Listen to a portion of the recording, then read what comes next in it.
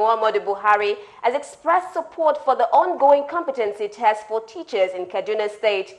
This he declared at the Federal Executive Council retreat on education at the banquet hall of the presidential villa. He said a teacher must be qualified before he can impact positively on his pupils.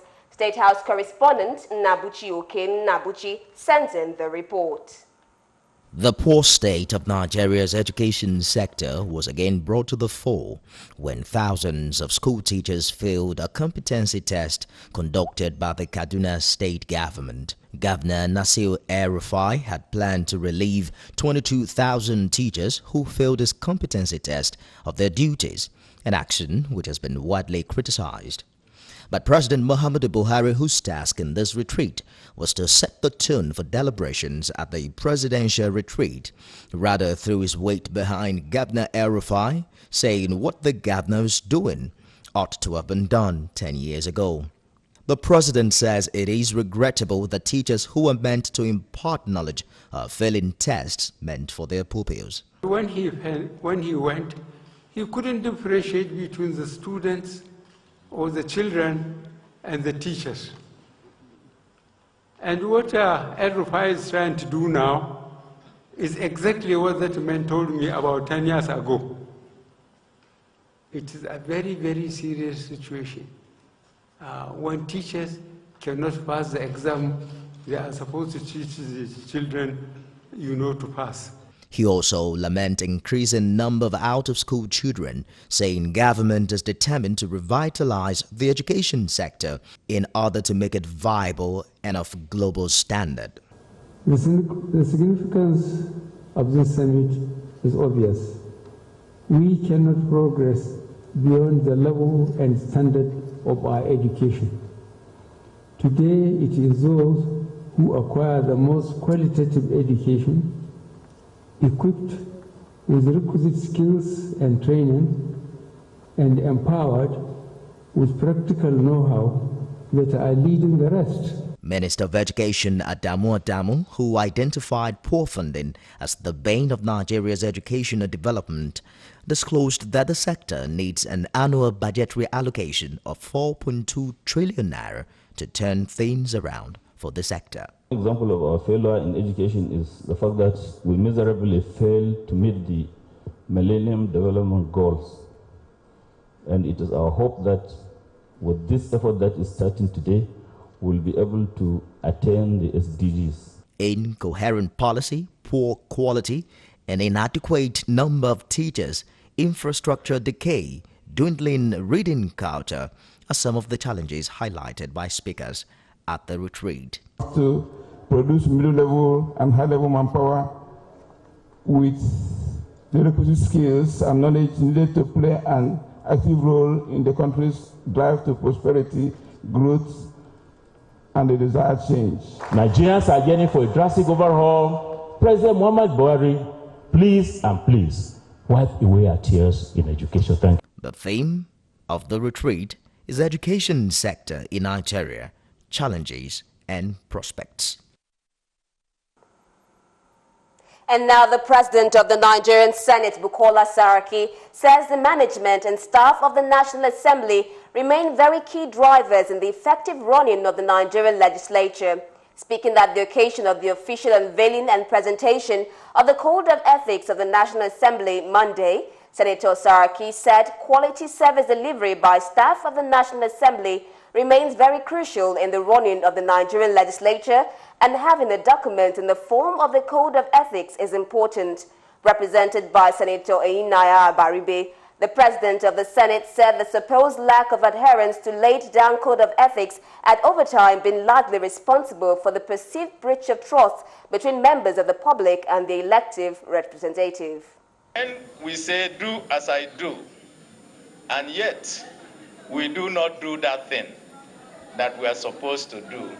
All that it leads to is that people look at us and feel that we are people not to be trusted.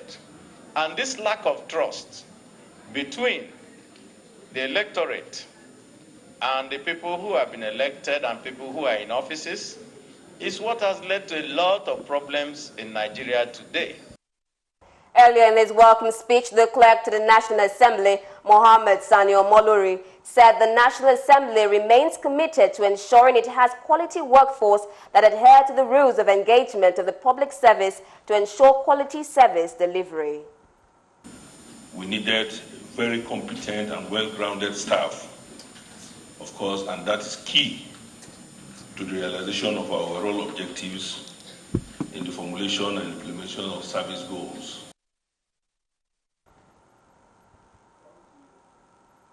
And moving on now, security officers at the University College Hospital Ibadan have shut down the hospital following the failure of the management to settle their 11-month salary. The action of the security officers not only paralyzed activities within the hospital, but led to heavy traffic gridlock around Total Garden, Mokola and Agodi areas of Ibadan, during which most motorists and commuters were stranded. The security officers who were protesting blocked the two entrances that led to the hospital, while patients and workers of the hospital were prevented from entering the premises.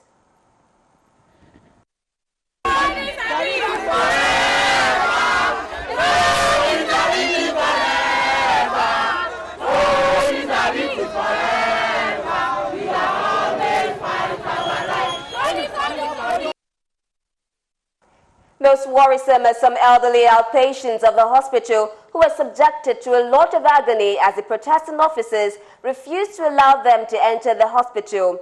Two of the protesters who spoke with Galaxy News decried the situation, stressing that they will not open the hospital until their demands are met.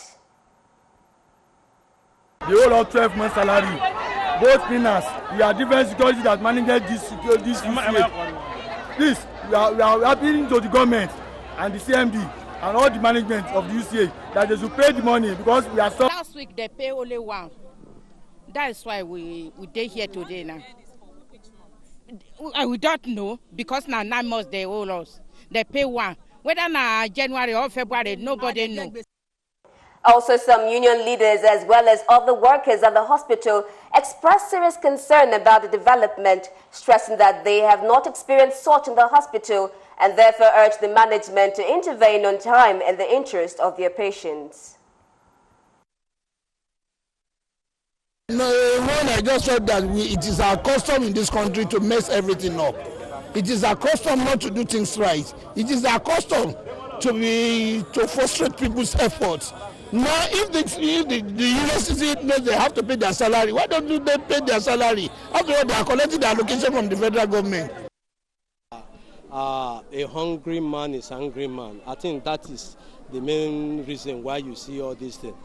Those guys have not been paid for the past 10 to 11 months now. We understand that the security may be aggrieved because of lack of payment, but we don't understand what transpires between the management and their contractor. But that should not be responsible for the reason why you have to close up the hospital because of the patient. We are primarily here to take care of patients. Many patients may be of emergency situation, so it is not accepted, it is not palatable, it is not okay. Responding, the Chief Medical Director of the hospital, Professor Timitokbe Alunge, who was seen moving around to appeal to the protesters, blamed the development on the failure of the government at the center for the delay in the allocation meant to pay the officers. Paid one last week, and we intend to pay them another one, but then it's primarily responsibility of the federal government. They have not paid outsource for close to 2 years. They were supposed to go to Lagos 2 months ago. They did. Their bosses went, signed the MOU, the federal government team from Accountant General Office came, ratified the companies as being authentic and working in UCH, and there's been no funds released to them. After much persuasion and the resolve of the management to look into the matter, the security officers opened the hospital for usual activities. In the same vein, retired primary school teachers in Oyo State have decried what they call ill treatment being meted to them by the present administration in the state following the non-payment of their 17 to 56 months pension arrears. The retired teachers had converged on the Secretariat of the Nigerian Labour Congress in Agodi and moved to the governor's office to deliver their protest letter to the governor. Correspondent Kulujo reports that a cross-section of labor leaders who addressed the pensioners charged the state government to be allowed to its responsibilities of taking care of the pensioner. Of our pensions should be on first line tax, as it is done to our working counterparts in the schools. Payment of our gratuities. If 53 retired teachers were paid gratuities out of over 6,000 retired teachers.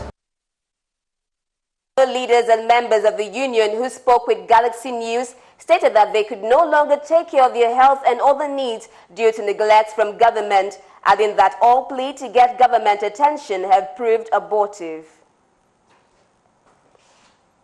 We are to protest, to let the whole world know that the retired primary school teachers in the state have been neglected totally.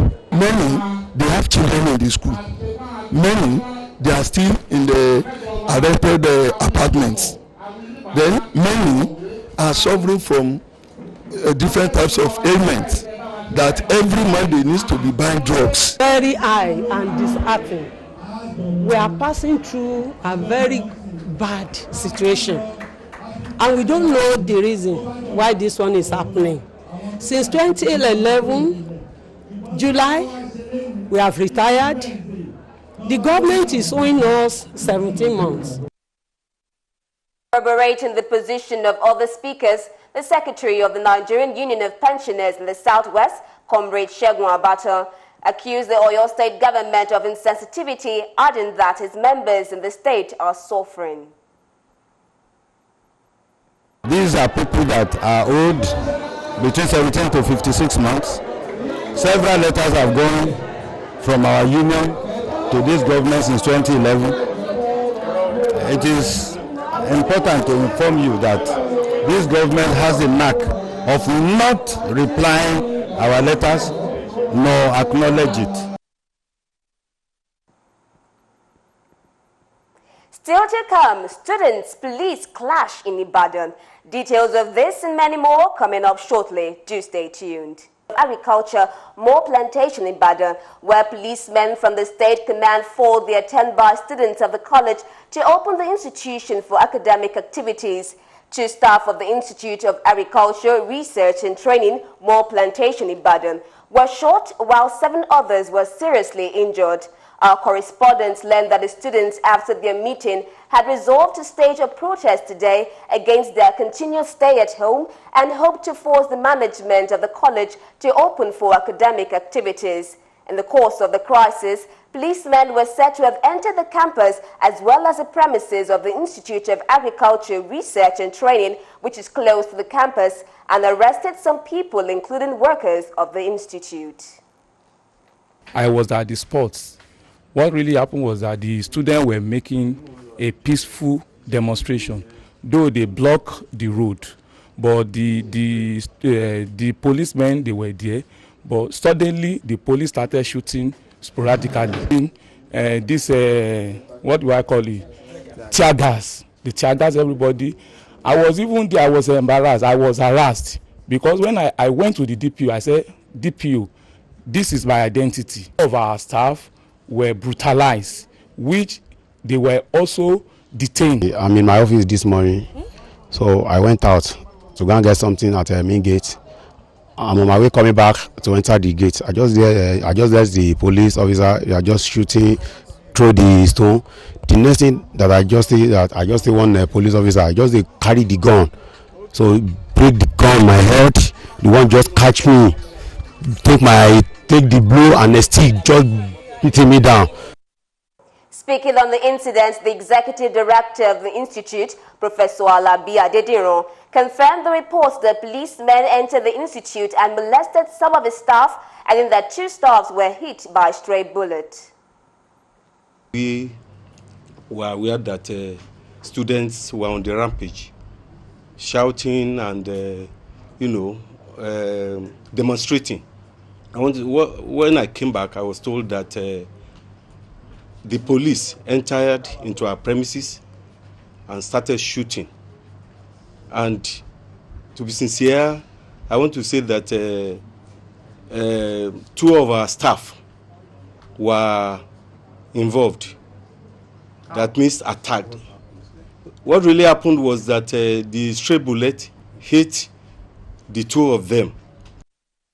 The General Secretary of the Students' Union, government of the institution, Amuson Adedoyin, says they were on a peaceful protest before the police were invited to disrupt the exercise.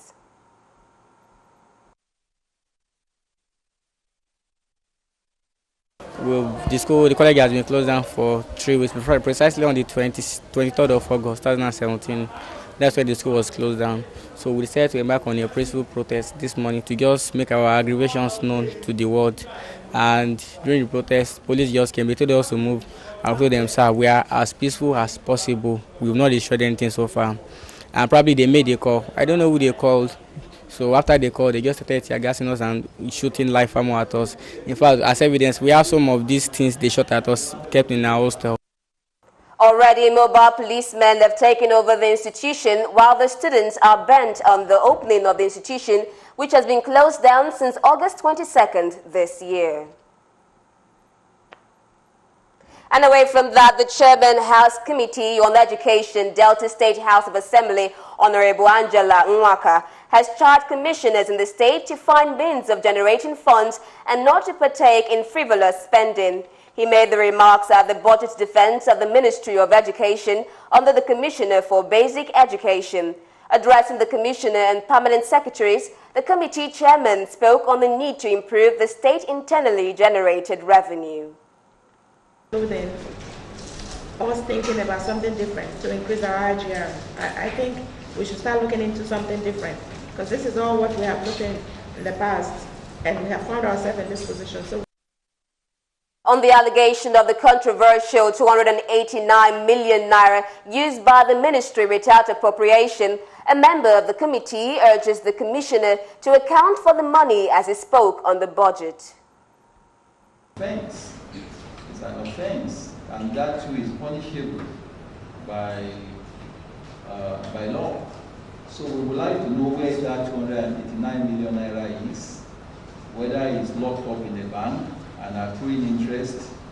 It will be interesting to know the interest we made, and if we have to start spending money without us for assembly appropriating for the money, I think you may have to educate us on that kind of financial arrangement. After a series of deliberations, the sum of 16.49 billion was eventually arrived at as the proposed capital expenditure for year 2018, which shows an increase of 23.15% in budgetary provisions over the 2017 capital expenditure of 13.39 billion. And moving outside Nigeria, in quite an unfortunate story, hundreds killed in Iran-Iraq earthquake. Details of this on our foreign news desk. Do stay with us.